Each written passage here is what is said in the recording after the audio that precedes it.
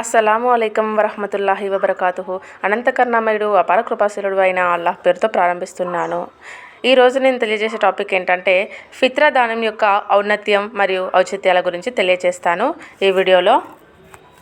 అలాగే ఫిత్రా దానం ఎవరిపై వాజిబ్ అవుతుంది, ఫిత్రా దానం ఎవరికి చెల్లించాలి, అలాంటి సమయం ఎప్పుడు, ఏ టైంలో ఇవ్వాలి, ఎలాంటి వస్తువులు ఇవ్వాలి, దాని యొక్క పరిమాణం ఎంత ఉండాలి అనేది పూర్తిగా ఈ వీడియోలో తెలియజేస్తాను. ముందుగా ఈ వీడియోకి ఒక లైక్ ఇవ్వండి. ఫిత్రా దానం అంటే మహనీయ మహమ్మద్ సల్లల్లాహు అలైహి వసల్లం వారు ఫిత్రా దానాన్ని జకాతుల్ ఫిత్రు అని అన్నారు. దీనిని రంజాన్ ఉపవాసాలు పూర్తయిన సందర్భంగా చెల్లిస్తారు. ఫిత్రు అంటే ఇఫ్తార్ అనే అర్థమే వస్తుంది. జకాతుల్ ఫిత్రు లేదా ఫిత్రా దానం అంటే ఉపవాసాలు పూర్తి అయిన సందర్భంగా జకాత్ లేదా సదకాను చెల్లించడం. దీన్నే ఫిత్రా దానం అని అంటారు. హజ్రత్ అబ్దుల్లా బిన్ అబ్బాస్ రజియల్లాహు ఉల్లేఖనం ప్రకారం ఇలా ఉంది: సదకా ఫిత్రును ప్రవక్త సల్లల్లాహు అలైహి వసల్లం వారు ఫర్జ్ అని అన్నారు. ఉపవాసంలో దొర్లిన తప్పులు, పొరపాట్లు, అసభ్య అశ్లీల మాటలు ఫిత్రా దానం వల్ల క్షమించబడతాయి. ఇది నిరుపేదలు, అనాథలకు అన్నపానీయాలను సమకూరుస్తుంది. ఎవరైతే దీనిని ఈద్ నమాజ్కు ముందే చెల్లిస్తారో అతని యొక్క ఈ దానం ఫిత్రా దానంగా స్వీకరించబడుతుంది. ఇదే విధంగా ఎవరైతే దీనిని ఈద్ నమాజ్ తర్వాత చెల్లిస్తారో అతని ఈ దానం సాధారణ దానాలలో ఒకటిగా పరిగణించబడుతుంది.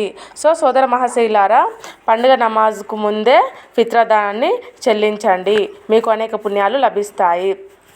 అయితే ఈ హదీస్లో ఫిత్రా దానం ప్రాముఖ్యత, దాని లక్ష్యం రెండు వివరించబడ్డాయి. మొదటి అంశం ఏమిటంటే మనిషి అవసరాలు, ఇబ్బందుల దృష్ట్యా అతని ఉపవాసంలో ఎన్నో తప్పులు జరిగిపోతాయి కదా. అంటే నోటి ద్వారా కానీ కంటి ద్వారా కానీ ఎన్నో పొరపాట్లు దొరికిపోతూ ఉంటాయి. ఊరికే కోపం ఎక్కువగా వచ్చేస్తుంటుంది, దాని ద్వారా ఇతరులను తిడతాం కదా. అలా వీటి మన్నింపు ఉపవాసాలను చివరిలో ఫిత్రా దానం యొక్క ఆదేశం ఇవ్వడం జరిగింది. ఈ దానం వల్ల ఉపవాసంలో జరిగిన తప్పులు, పొరపాట్లు అన్నీ మన్నించబడతాయి. మనం ఫిత్రా దానం ఇవ్వడం వల్ల మనం చేసిన ఉపవాసంలో చేసిన చిన్న చిన్న తప్పులన్నీ మన్నించబడతాయి. అవి ఉపవాసంతో పొరపాటు జరిగినా లేక ఉద్దేశపూర్వకంగా జరిగినా సరే ఇంకా ఉపవాసకి పరిశుభ్రతను చేకూరుస్తుంది. మాషా అల్లా, మనం ఉద్దేశపూర్వకంగా చిన్నగా ఎవరినైనా మాటలు అంటాం కదా, అవి కూడా మన్నించబడతాయి అని ఉంది. రెండవ అంశం ఏమిటంటే ముస్లిం సమాజం మొత్తం ఈ పండుగ దినాన్ని ఆనందంగా సంతోషంతో జరుపుకోవడం.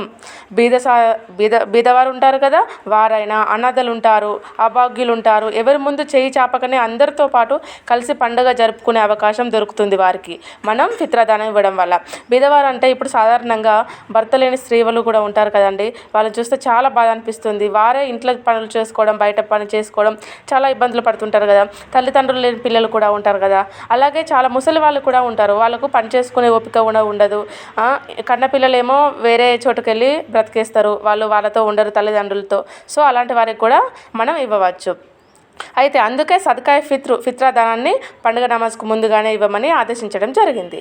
హజరత్ అబ్దుల్లా బిన్ ఉమర్ రజియల్లాహు అన్హు వారు ఇలా ఉల్లేఖించారు: మహనీయ మహమ్మద్ సల్లల్లాహు అలైహి వసల్లం వారు సదకాయ ఫిత్ర్ పరిమాణాన్ని ఒక సౌఆ అంటే ఖర్జూరం, సౌఆ అంటే పావు తక్కువ 2 షేర్లు లేదా దాని ఖరీదు, లేక ఒక అవ్వ అంటే ఓట్లు ప్రతి స్వతంత్రుడు, బానిస లేదా స్త్రీ పురుషులైన ముస్లింలపై ఫర్జ్గా నిర్ణయించబడ్డారు.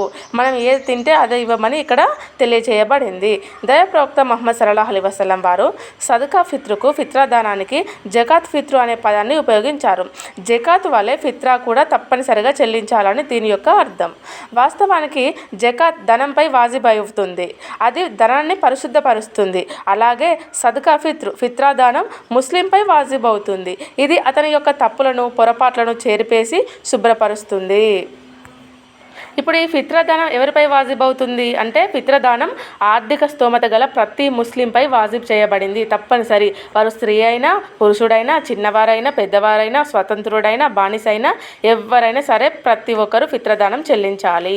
ఇప్పుడు ఫిత్రా దానం ఎవరికి చెల్లించాలి అనే విషయానికి వస్తే జకాత్ యొక్క స్వీకరణకు అర్హులైన వారందరికీ ఫిత్రా దానం ఇవ్వవచ్చు.